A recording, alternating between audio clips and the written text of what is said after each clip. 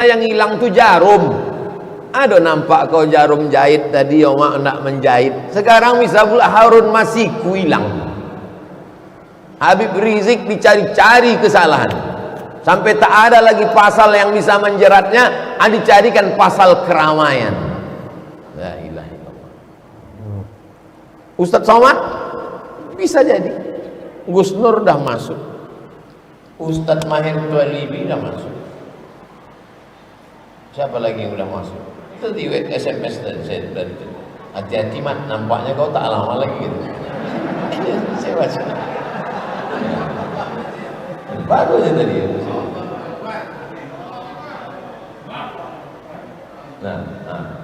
Mat kata dia.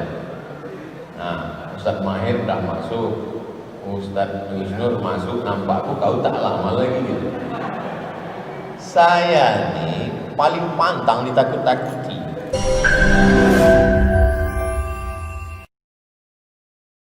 Jangan lupa subscribe, like, and share. Tentang kejadian yang terjadi baru-baru ini, penembakan 6 laskar FPI mengawal Imam Besar Habib Rizik Syihab. Bagaimana pandangan Ustadz? Apakah para laskar termasuk syuhada? Hari ini kejadian, besok langsung saya keluarkan video. Pertama, man qatala mu'minan, siapa yang membunuh orang beriman muta'ammidan secara sengaja, fajazauhu jahannam, di akhirat neraka jahannam lah tempatnya. Di dunia ini hidup dia sementara, paling lama 63 tahun, masuk kerja umur 25, mati juga akhirnya, hanya untuk dapat gaji, hanya untuk dapat jabatan. Di akhirat rasakan kaulah neraka jahannam. Yang tak percaya masuk neraka, yang percaya pun masuk neraka. Silakan tak percaya, masuk neraka juga kau. Aku tak percaya neraka itu ada. Tengok nanti, sama-sama nanti di akhirat kita hidup. Hai kau yang tak percaya api neraka, kau buatlah sesuka hatimu. Isma syi'ta, hidup sesuka hatimu. Fa innaka mayyit, kau akan mati juga. Itu poin yang pertama. Yang kedua, meminta kepada Komnas HAM supaya segera membentuk tim independen untuk mengusut tuntas supaya pembunuhan dapat diungkap ke permukaan. Siapa yang menembak dari jarak dekat, siapa yang menyiksa, membakar, siapa yang mengotopsi tanpa izin keluarga, kenapa perutnya dibelah, kenapa kulitnya biru-biru, kenapa dipukul pakai senjata tumpul. Kau juga akan punya anak, kau juga akan punya keturunan. Bagaimana kalau anakmu yang dikandung istrimu 6 bulan, 9 bulan, 10 hari, dibesarkan dengan tetes air mata? 6 orang itu bukan anak kucing, 6 orang itu manusia, sebaya dengan anak-anak. La yu'minu ahadukum, tak beriman hatta yuhibba li akhih, sampai kau sayang kepada saudaramu. Tak beriman kamu sampai ada rasa saudaramu. Kalau engkau bisa merasakan sakit, berarti kau makhluk hidup. Kalau kau bisa merasakan sakit, berarti kau makhluk hidup. Tapi kalau kau bisa merasakan sakit orang lain, barulah kau disebut manusia. Kalau sekedar sakit, anjing pun merasakan sakit, babi pun merasakan sakit. Tapi kalau kau bisa merasakan sakit orang lain, barulah kau disebut manusia. Berapa banyak manusia tapi otaknya otak anjing, otaknya otak babi. Kenapa Ustaz sebut anjing dan babi? Karena anjing dan babi ada dalam Quran. 3, lupa pula apa yang ketiga. Apa yang saya sebut di video itu yang ketiga? Supaya cerdas bermedsos. Karena fitnah-fitnah ini luar biasa. Fitnah-fitnah ini luar biasa. Hai kau yang punya kekuasaan, kenapa tak kau pakai kekuasaanmu untuk mengejar Harun Masiku? Dulu zaman nenek-nenek kita yang hilang tuh jarum. Aduh, nampak kau jarum jahit tadi, mak nak menjahit. Sekarang bisa pula Harun Masiku hilang. Habib Rizik dicari-cari kesalahan, sampai tak ada lagi pasal yang bisa menjeratnya, dicarikan pasal keramaian. La ilaha illallah. Ustadz Somad bisa jadi, Gus Nur dah masuk, Ustadz Mahir Tualibi dah masuk, siapa lagi yang udah masuk? Itu di SMS dari saya dari itu. Hati-hati Mat, nampaknya kau tak lama lagi gitu. Saya baca. Baru aja tadi. Nah, Mat kata dia. Nah, Ustadz Mahir dah masuk, Ustadz Gus Nur masuk, nampakku kau tak lama lagi gitu. Saya nih paling pantang ditakut-takuti. Waktu 2019 kan ditakut-takuti orang tuh. Hati-hati, kalau sampai Ustadz Somad itu berpihak, kami buka semua aib-aibnya. Masuk WA ke saya. Oh, berpihak, saya langsung. Saya tak kenal Pak Prabowo itu, tak tahu saya dia. Tapi semakin diancam mereka, dipoto mereka rumah saya dari atas atap tuh pakai drone. Sampai semua surat-surat motor saya tahu di STNK BPKB-nya. Mau dipegang mereka. Kalau berpihak kau nanti kami buka kali ini. Menangis kuah, satu orang kuah di Pekanbaru ini datang menangis. Menjumpa saya, memegang lutut saya. Ustaz, kenapa Pak Kuah menangis? Datang tadi orang ke kantor saya ngecek surat nikah Ustaz. Mereka udah pegang nih Ustaz. Jangan Ustaz berpihak, nanti kalau Ustaz berpihak dibukakan mereka. Berpihak saya, menunjukkan saya melawan, tak takut saya. Begitu juga dengan pilkada Medan. Saya tak ada urusan dengan Medan. Tiba-tiba datang orang 28 November menyampaikan pesan ke saya. Ustaz, pesan dari Jakarta, Ustaz jangan berpihak. Langsung saya kontak Akhyar Nasution dengan Ustaz Salman. Aku tak bisa ke Medan karena diikut-ikuti orang. Ayo ke Bukit Tinggi, ku buatkan video untuk klaim. Saya menang. Pilkada itu tak ada urusan sama saya menang kalah. Saya menang melawan. Tak takut saya. Paling pantang saya ditancam-ancam mereka. Belum kenal kan sama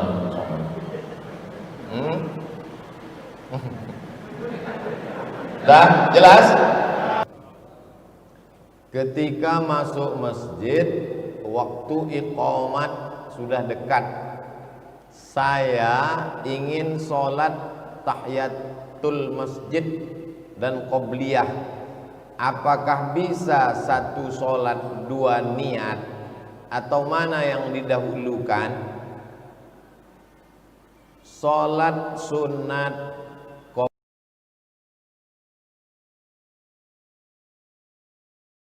masjid. Kalau waktunya cuma cukup 2 menit untuk, kan ada jam di masjid tuh pakai jam waktu timer, 2 menit lagi qomat, cukup hanya untuk 2 rakaat, tak mungkin 4 rakaat, maka sholat qobliyah saja, dapat tahiyatul masjid. Tapi kalau dia sholat tahiyatul masjid tak dapat qobliyah. Mana dalilnya? Idza dakhala ahadukumul masjid, kalau kamu masuk masjid, fala yajlis, jangan duduk, hatta yusalli rak'ataini, salat sunat 2 rakaat. Salat sunat 2 rakaat qobliyahnya itu masuk sudah di dalamnya itu tahiyatul masjid. Begitu kata para ulama, bukan kata Abdul Somad. Saya menyampaikan pendapat para ulama. Saya ulang sekali lagi, qobliyah saja, masuk tahiyatul masjid, otomatis, automatically. Saya mau buka puasa, suara azan sudah berkumandang di masjid, sedangkan jam di HP menunjukkan kurang 4 menit lagi. Istri saya ikut azan di masjid, sedangkan saya ikut HP. Mana yang betul? Yang betul ikut jam RRI. Itu yang paling betul. HP mungkin slip karena setelan dia, Masjid mungkin juga salah karena pengurus itu atau baterainya baru berganti atau lama tak berganti. RRI lebih minim salahnya. Kenapa? Karena dia lebih teliti, karena dia takut dipersalahkan orang satu kota Pekanbaru, satu provinsi. Maka sejajarkan, samakan jam masjid dengan jam RRI. Saya pakai RRI. Dulu kalau saya mau pergi ceramah maghrib jam 6 dari Panam sudah hidup, dengar tausiah jam 6 sore. Karena nanti saya dengar suara azan. Dalilnya mana pakai RRI ini? La tajtami'u ummati ala dhalalatin. Tak mungkin umatku ini sepakat dalam satu kesesatan. Wa minal isnaini ab'adu. Lebih banyak, lebih selamat dari sesat. RRI lebih banyak pendengarnya, maka mereka lebih teliti, lebih takut dia, karena dia nanti akan dikritik oleh masyarakat. Di masjid kami ada kotak masjid, ada kotak yatim, ada kotak MDA. Apa boleh pembagiannya 60% yatim, 20% dan MDA 20%? Kotak yatim tak boleh diganggu gugat. Jangan ambil duit yatim tu alihkan ke operasional masjid. Ara'aital ladzi yukadzibu biddin fadzalikal ladzi yad'ul yatim. Kalau kau ambil duit yatim ni kau berikan kepada yang tak yatim, alladzina ya'kuluna amwalal yatama, orang yang makan duit anak yatim, innama ya'kuluna fi butunihim nara, mereka memakan api neraka ke mulut, ke perut mereka. Kotak yatim jangan ganggu gugat. Kotak pembangunan masjid jangan ganggu gugat. Kotak MDA jangan ganggu gugat. Karena ketika mereka memasukkan duit ke kotak itu, dia sudah ada niat kapling-kaplingnya masing-masing. Yang boleh dialihkan kemana-mana itu kotak infak masjid raya umum. Ada satu kotak besar, kotak infak masjid raya umum. Orang waktu memasukkan duit ke situ, niat dia umum. Bisa dialihkan ke listrik, dialihkan ke pembangunan MDA, dialihkan karena umum. Yang sudah khusus tadi tak bisa diumumkan, yang umum bisa dikhususkan. Bagaimana hukum membayar fidyah puasa dengan uang? Wa 'alal ladzina yutiqunahu, bagi siapa yang tak sanggup puasa, fidyatun, maka mereka membayar fidyah. 3 pembahasan. Pembahasan pertama, siapa yang tak sanggup puasa itu? Tak sanggup puasa di Ramadan, tak sanggup di Syawal, tak sanggup di Zulqa'dah, tak sanggup di Zulhijjah, tak sanggup di Muharram, sampai mati tak sanggup. Kenapa dia tak sanggup? Pertama, karena tua renta 70-80. Yang kedua, sakit mah akut, sakit usus akut, buah pinggang sudah dicabut, tinggal sebelah, tak bisa puasa. Mereka inilah yang membayar fidyah. Berapa fidyah itu? Fidyatun, fidyah itu 1 mud. Zakat fitrah 1 sok. 1 sok itu 4 mud. 1 mud itu 7 on setengah.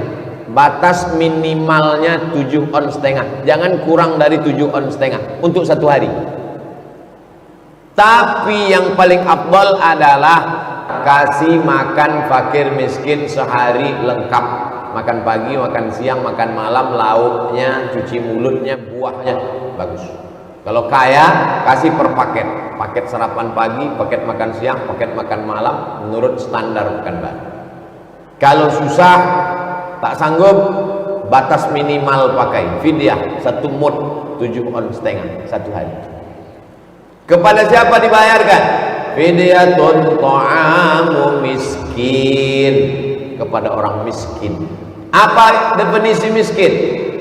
Fakir ada income, fakir tak ada income sama sekali. Janda tua, laki tak ada, anak tak ada, sebatang kara.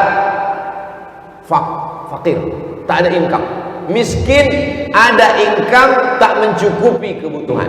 Standar hidup Pekanbaru misal 3 juta, misal dia pendapatannya 1 juta, berarti dia miskin.